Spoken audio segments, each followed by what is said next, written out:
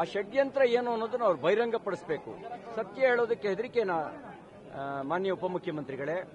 ಸತ್ಯ ಹೇಳಕ್ಕೆ ನಿಮಗೆ ಹೆದರಿಕೆ ಇಲ್ಲ ಅನ್ನೋದಾದ್ರೆ ಆ ಷಡ್ಯಂತ್ರ ಮತ್ತು ಷಡ್ಯಂತ್ರದ ಹಿಂದಿರ್ತಕ್ಕಂಥ ರಾಜಕಾರಣ, ಷಡ್ಯಂತ್ರದ ಹಿಂದಿರ್ತಕ್ಕಂಥ ಶಕ್ತಿ ಅದು ಯಾವುದು ಅನ್ನೋದನ್ನ ತಾವು ಬಹಿರಂಗಪಡಿಸಬೇಕಾದ ಅನಿವಾರ್ಯತೆ ಇದೆ. ಈಗ ನೀವು ಹೇಳದೇ ಇದ್ರೆ ಇನ್ಯಾವಾಗ ಹೇಳ್ತೀರಿ? ಈಗಲೇ ಹೇಳೋಕ್ಕೆ, ಸತ್ಯ ಹೇಳೋಕ್ಕೆ ಇದೇ ಸೂಕ್ತವಾಗಿರತಕ್ಕಂಥ ಕಾಲ. ಷಡ್ಯಂತ್ರ ಏನು ಅನ್ನೋದನ್ನ ಬಹಿರಂಗಪಡಿಸಬೇಕು ಅಂತ ಹೇಳಿ ನಾನು ಆಗ್ರಹಿಸ್ತೇನೆ. ತನಿಖೆ ಯಾವ ರೂಪದಲ್ಲಿ ಅವರು ತನಿಖಾಧಿಕಾರಿಗಳು ಮಾಡ್ತಾರೆ ಮಾಡಲಿ, ಆದರೆ ತನಿಖೆಗೆ ಮುಂಚೆನೆ ಅಪರಾಧಿ ಸ್ಥಾನ ಕಟ್ಟಿದ್ರಲ್ಲ, ಒಂದು ಅಪನಂಬಿಕೆ ಹುಟ್ಟಾಕುವಂತ ಪ್ರಯತ್ನ ಮಾಡಿದ್ರಲ್ಲ, ಇದು ಒಂದು ಷಡ್ಯಂತ್ರದ ಭಾಗ. ಇದ್ರ ಹಿಂದ್ಗಡೆ ಮತಾಂಧತೆ ಇದೆ. ಈ ಷಡ್ಯಂತ್ರದ ಹಿಂದ್ಗಡೆ, ಇದ್ರ ಹಿಂದ್ಗಡೆ ಮತಾಂತರ ಮಾಡುವಂತ ಮಾಫಿಯಾ ಇದೆ, ಮತಾಂತರದ ಮಾಫಿಯಾ ಇದೆ. ಒಮ್ಮೆ ಶ್ರದ್ಧಾಭಂಗ ಆದ್ರೆ ಆ ಶ್ರದ್ಧಾಭಂಗದ ಲಾಭವನ್ನ ಪಡಿಬೇಕು ಅನ್ನುವಂತ ಹುನ್ನಾರ ಇದೆ. ಯಾಕೆ ಅಂದ್ರೆ ನೋಡಿ, ನಾವೆಲ್ಲ ಸಣ್ಣ ಮಕ್ಕಳಿದ್ದಾಗ ನಮಗೆ ಗುಂಡಿಗೆ ಮುಡುಪು ಹಾಕ್ಸೋರು, ಅದನ್ನ ತಗೊಬಂದು ನಮ್ಮ ಕೈನಲ್ಲಿ ಇಲ್ಲಿ ಅರ್ಪಣೆ ಮಾಡಿಸೋರು. ಸಣ್ಣ ಇದು ನನ್ನ ಒಬ್ಬನಂದಲ್ಲ, ನಮ್ಮ ಪೂರ್ವಿಕರ ತಲೆಮಾರದಿಂದಲೂ ಬೆಳೆದು ಬಂದಿರೋದು. ಅಂತ ಒಂದು ಶ್ರದ್ಧೆಯನ್ನ ಭಂಗ ಮಾಡಬೇಕು ಅನ್ನುವಂತ ಒಂದು ಷಡ್ಯಂತ್ರದ ಭಾಗ ಇದೆ. ನಾನು ಅವ್ರಿಗೆ ಕೇಳಕ್ ಬಯಸ್ತೇನೆ, ಅನ್ನ ಕೊಡೋದು ತಪ್ಪ? ಯಾವುದೇ ಜಾತಿಯ ತಾರತಮ್ಯ ಮಾಡದೆ ಚಿಪ್ನಲ್ಲಿ ಅನ್ನ ಕೊಡ್ತಿದ್ದ, ಕಾಫಿ ಕೊಡ್ತಿದ್ದ ಕಾಲದಲ್ಲಿ ಇಲ್ಲಿ ಸಹಪಂಕ್ತಿ ಭೋಜನ ಮಾಡಿದ್ದು ಅಪರಾಧನ? ಅಕ್ಷರ ದಾಸೋಹ ಮಾಡಿದ್ದು ಅಪರಾಧನ? ಆರೋಗ್ಯ ಕ್ಷೇತ್ರಕ್ಕೆ ಕೊಡುಗೆ ಕೊಟ್ಟಿದ್ದ ಅಪರಾಧನ? ಪುರಾತನ ದೇವಸ್ಥಾನಗಳನ್ನ ಧರ್ಮೋತ್ಥಾನ ಟ್ರಸ್ಟ್ಗಳ ಮೂಲಕ ಜೀರ್ಣೋದ್ಧಾರ ಮಾಡಿದ ಅಪರಾಧನ? ಗ್ರಾಮಗಳಲ್ಲಿ ನೆರವು ಕೇಳ್ಕೊಂಡು ಬಂದವರಿಗೆ ದೇವಾಲಯಕ್ಕೆ ನೆರವು ಕೊಟ್ಟಿದ್ದ ಅಪರಾಧನ? ಜನಸಾಮಾನ್ಯರು ಬದುಕು ಕಟ್ಕೊಳ್ಳೋದಕ್ಕೆ ನೆರವು ನಿಂತಿದ್ದ ಧರ್ಮಸ್ಥಳದ ಅಪರಾಧನ? ಯಾವ್ದು ಅಪರಾಧ?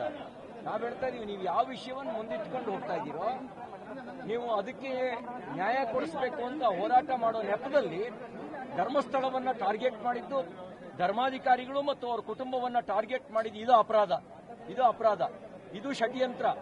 ಈ ಷಡ್ಯಂತ್ರ ಈ ಬಯಲಿಗೆ ಬರಬೇಕು. ಅದಕ್ಕೆ ನಾನು ಮುಖ್ಯಮಂತ್ರಿಗಳಿಗೆ ಆಗ್ರಹಿಸ್ತೇನೆ, ಮುಖ್ಯಮಂತ್ರಿಗಳೇ, ಕೋಟ್ಯಾಂತರ ಜನರ ಭಕ್ತರ ಮನಸ್ಸಿಗೆ ಘಾಸಿ ಆಗುವ ರೀತಿಯಲ್ಲಿ ವರ್ತನೆ ಮಾಡಿರೋರ ಮೇಲೆ ಕ್ರಮ ಯಾಕಿಲ್ಲ ನಿಮ್ದು? ಯಾಕೆ ನೀವು ಕ್ರಮ ತಗೊಂಡಿಲ್ಲ? ಅವ್ರ ಮೇಲೆ ಕ್ರಮ ತಗೊಳ್ಳಿ, ಅವ್ರ ಮೇಲೆ ಕ್ರಮ ತಗೊಳ್ಬೇಕು. ಮತ್ತು ನಿಮ್ಮ SIT ತನಿಖೆ ಎರಡು ಮುಖವಾಗಿ ನಡೀಬೇಕು. ಹೇಗೆ ಒಬ್ಬ ಅನಾಮಿಕ ದೂರುದಾರನ ದೂರನ್ನೇ ಆಧರಿಸಿ ನೀವು ತನಿಖೆ ನಡೆಸಿದ್ರೋ ಅವನ ಹಿನ್ನೆಲೆಯೂ ತನಿಖೆ ಆಗಬೇಕು, ಅದು ತನಿಖೆ ಆಗಬೇಕು. ಅವನ ಹಿಂದ್ಗಡೆ ಇರುವ ಶಕ್ತಿಗಳೇನೋ ತನಿಖೆ ಆಗಬೇಕು.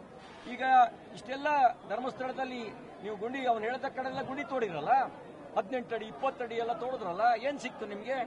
ಇದು ಇಷ್ಟಾದ್ಮೇಲೂ ನಿಮಗೆ ಇದು ಕಪೋಲ ಕಲ್ಪಿತ ಅಂತ ಅನ್ಸಿಲ್ವಾ? ಇದು ಷಡ್ಯಂತ್ರದ ಭಾಗ ಅಂತ ಅನ್ಸಿಲ್ವಾ? ಹಾಗಿದ್ರೆ ಷಡ್ಯಂತ್ರದ ಭಾಗ ಅಂತ ಅನ್ಸಿದ್ರೆ ಈ ಷಡ್ಯಂತ್ರ ನಡೆಸಿದವರ ಮೂಲ ಪತ್ತೆ ಹಚ್ಚಿ ಅವರಿಗೆ ಶಿಕ್ಷೆ ಆಗಬೇಕು. ಅವರಿಗೆ ಶಿಕ್ಷೆ ಆದಾಗ ಮಾತ್ರ ಧರ್ಮಸ್ಥಳದ ಭಕ್ತರಿಗೆ ಸಮಾಧಾನ ಆಗುತ್ತೆ. ಅದಕ್ಕೆ ನಾನು ಆಗ್ರಹಿಸ್ತೇನೆ. ಮಾನ್ಯ ಮುಖ್ಯಮಂತ್ರಿಗಳೇ, ನಿಮಗೆ ಸಂವಿಧಾನದ ಮೇಲೆ ನಂಬಿಕೆ ಇದ್ರೆ, ನಿಮಗೆ ಧರ್ಮಸ್ಥಳದ ಬಗ್ಗೆ ಗೌರವ ಇರೋದಾದ್ರೆ, ಧರ್ಮಸ್ಥಳದ ಭಕ್ತರ ಭಾವನೆಗಳನ್ನು ಗೌರವಿಸೋದಾದ್ರೆ ಈ ಹಿನ್ನೆಲೆಯ ತನಿಖೆ ಆಗಬೇಕು. ಅದಕ್ಕೆ ಯಾವಾಗ SIT ತನಿಖೆ ಮಾಡ್ತೀರಿ? ಯಾರೋ ಹೇಳಿದ್ರು ಅಂತ SIT ತನಿಖೆ ಮಾಡಿದ್ರಿ ನೀವು, ಸಂತೋಷ ಮಾಡಿ. ನಮಗೂ ಪುಟಕ್ಕಿಟ್ಟ ಚಿನ್ನದಂತೆ ಧರ್ಮಸ್ಥಳ ಹೊರಗೆ ಬರುತ್ತೆ ಅನ್ನೋಂಥ ವಿಶ್ವಾಸ ಇತ್ತು. ಪುಟಕ್ಕಿಟ್ಟ ಚಿನ್ನದಂತೆ ಹೊರಗೆ ಬರುತ್ತೆ, ಆ ವಿಶ್ವಾಸ ಇದೆ. ಆದ್ರೆ ಷಡ್ಯಂತ್ರ ಮಾಡಿದವರು ಅವ್ರ ಬಗ್ಗೆನೂ ತನಿಖೆ ಆಗಬೇಕಲ್ಲ, ಆ ತನಿಖೆ ಮಾಡಬೇಕು ಅಂತ ಆಗ್ರಹಿಸ್ತೇನೆ. ಸೋಷಿಯಲ್ ಮೀಡಿಯಾದ ಬಗ್ಗೆ ಇದೆಲ್ಲ ಬಿಜೆಪಿಯವರು ಒಂದು ರಾಜಕೀಯವಾಗಿ ಬಳಸ್ಕೊತಾ ಇದ್ದಾರೆ. ಮತ್ತೆ ಈ ಎಲ್ಲ ಷಡ್ಯಂತ್ರದ ಹಿಂದೆ ಬಿಜೆಪಿಯವರು ಇರೋದು. ಈಗ